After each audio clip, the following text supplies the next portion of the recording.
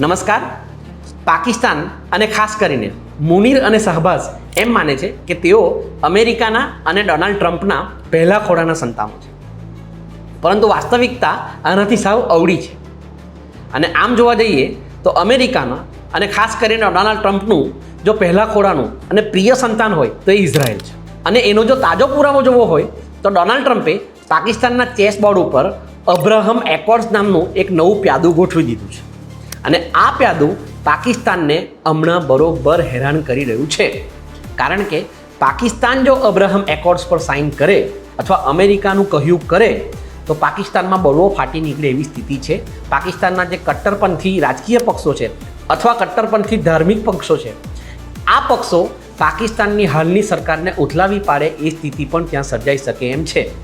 બીજી તરફ જો અમેરિકાનું કહ્યું ન માને તો અમેરિકા પાકિસ્તાનની જે લોન છે અથવા પાકિસ્તાનનું જે દેવું છે એના ઉપર બરોબરનો કસ ખેંચી શકે એમ છે.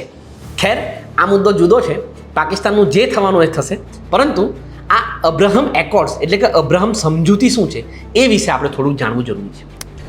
અબ્રાહમ એકોર્ડ્સ એટલે એમાં જે અબ્રાહમ શબ્દ લેવાયો છે એ અબ્રાહમ શબ્દ આમ જોવા જાય તો અમેરિકાનું એક એવું કાવતરું છે જે કાવતરા અંતર્ગત એક શબ્દની નીચે અથવા એક સંસ્કૃતિની નીચે જે મિડલ ઇસ્ટના દેશો છે અથવા વિશ્વના જે અન્ય મુસ્લિમ દેશો છે એને અને ખ્રિસ્તી દેશોને અને એક યહૂદી દેશને એક જ છજ્જાની અંદર લાવવાનો પ્રયત્ન છે. અબ્રાહમ શબ્દ જ આમ જોવા જાય તો હિબ્રુ બાઇબલ અને કુરાનમાં જે મોહમ્મદ પૈગંબરનો ઉલ્લેખ થયો છે એમાંથી લેવામાં આવ્યો છે.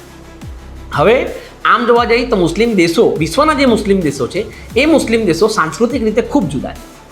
અને સાંસ્કૃતિક રીતે આ દેશો જુદા હોવાને કારણે આ દેશો વચ્ચે રાજકીય રીતે પણ અનેક વિરોધાભાસ આપણને જોવા મળે છે.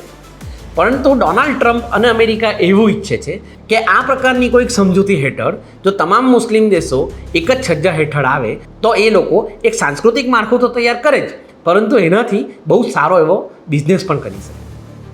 એટલે આ અબ્રાહમ એકોર્ડ્સ અથવા અબ્રાહમ સમજૂતી નામની એક ઘટના અથવા એક તૂત ડોનાલ્ડ ટ્રમ્પ દ્વારા ઊભું કરવામાં આવ્યું છે.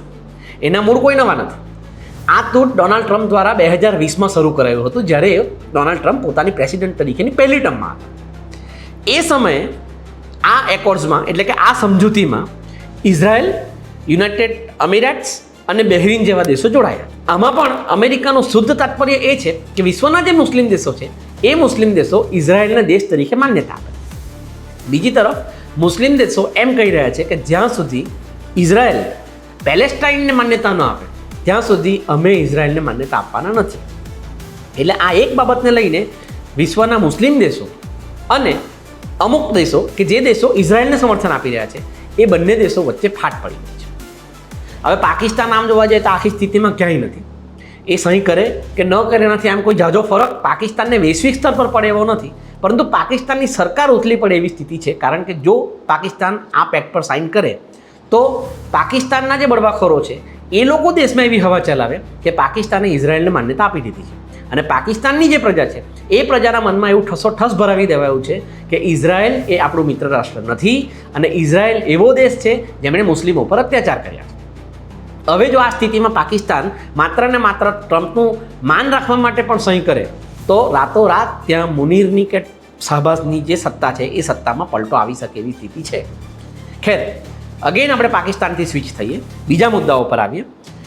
આ જે અબ્રાહમ સમજૂતી છે એ સમજૂતી અંતર્ગત જે મેં તમને અગાઉ કહ્યું એ રીતે યુએઈ અને બહેરીન એમણે કરાર કર્યા છે. અને યુએઈને આનો ઘણો બધો ફાયદો પણ થયો છે, કારણ કે ઇઝરાયલના સેંકડો લોકો, હજારો લોકો હવે યુએઈમાં પ્રવાસ કરી રહ્યા છે. આ તો ઠીક, યુએઈ અને ઇઝરાયલ વૈશ્વિક રીતે વેપાર પણ સારી રીતે કરી રહ્યા છે અને બંને દેશો અબજો રૂપિયા આ કરાર અંતર્ગત કમાઈ રહ્યા છે. યુએઈ તો ત્યાં સુધી કે વર્ષોથી યુએઈએ ઇઝરાયલનો જે કોડ છે, ડાયલિંગ કોડ છે +972, એ બ્લોક કરેલો હતો, એ પણ અનબ્લોક કરી દીધો. અને હવે આ બંને દેશો સાયબર સિક્યુરિટી અને એઆઈ ઉપર પણ અબજો રૂપિયાના કરાર કરવા જઈ રહ્યા છે. એટલે યુએઈને તો આનો સીધો ફાયદો થઈ રહ્યો છે. પરંતુ જે કન્ઝર્વેટિવ દેશો છે મુસ્લિમ, એ કન્ઝર્વેટિવ મુસ્લિમ દેશો ઇઝરાયલની સાથે કોઈ પણ પ્રકારની વાટાઘાટ કે કોઈ પણ પ્રકારનો વેપાર કરવા માંગતા નથી. પાકિસ્તાન તો પછી એટલું હોશિયાર કે પાકિસ્તાન એના પાસપોર્ટ ઉપર લખાવ્યું છે કે અમારો પાસપોર્ટ આખા વિશ્વમાં વેલિડ છે, એકમાત્ર ઇઝરાયલને બાદ કરતા. જાણે એમના પાસપોર્ટ પર થપ્પો પડ્યો હોય અને એ થપ્પો અમેરિકામાં કે કોઈ બીજા દેશમાં બતાવે તો લોકોને બહુ પ્રાઉડ થતું હોય એ રીતે પાકિસ્તાન વાત કરી રહ્યું છે. ખેર, પાકિસ્તાનની સ્થિતિ તો કહેતા બી દીવાના ઓર સુનતા બી દીવાના જેવી છે, પરંતુ આ અબ્રાહમ એકોર્ડ જે છે એ અબ્રાહમ એકોર્ડ્સમાં બાકી બધા જે મુસ્લિમ દેશો છે, ખાસ કરીને કન્ઝર્વેટિવ મુસ્લિમ દેશો, આ મુસ્લિમ દેશો સહી નથી જ કરવી એવી પૂરેપૂરી જાહેરાત સાથે આગળ વધી રહ્યા છે. પરંતુ પાકિસ્તાને તો એવી જાહેરાત કરી છે કે એમણે સહી નથી કરવી, પરંતુ પાકિસ્તાનને એ પણ ડર છે કે ડોનાલ્ડ ટ્રમ્પ સાથે એમણે પાછલા વર્ષોમાં કે પાછલા મહિનાઓમાં જે વેપલા કર્યા છે અને ડોનાલ્ડ ટ્રમ્પ સાથે જે સમજૂતીઓ કરી છે એ સમજૂતી અંતર્ગત ડોનાલ્ડ ટ્રમ્પ એમનું નાક દબાવી શકે અને એ કારણે જ હાલમાં મુનીરની અને શાહબાઝની ઊંઘ ઉડી ગઈ છે. બાકી અબ્રાહમ એકોર્ડ જે છે, અબ્રાહમ સમજૂતી જે છે એ સમજૂતી 2020માં પણ સફળ નહોતી, એ આજે પણ સફળ નથી અને આવનારા વર્ષોમાં પણ સફળ થવાની નથી. કારણ કે મેં તમને અગાઉ કહ્યું એ રીતે મુસ્લિમ દેશો ધાર્મિક રીતે મુસ્લિમ બધા જ છે, પરંતુ સાંસ્કૃતિક રીતે અને ભૌગોલિક રીતે આ બધા જ દેશો ખૂબ જુદા છે અને સાંસ્કૃતિક રીતે તેમજ ભૌગોલિક રીતે જુદા હોવાને કારણે આ દેશો ક્યારે પણ અબ્રાહમ સમજૂતી અંતર્ગતના કોઈ પણ છજ્જામાં આવી શકે એમ નથી.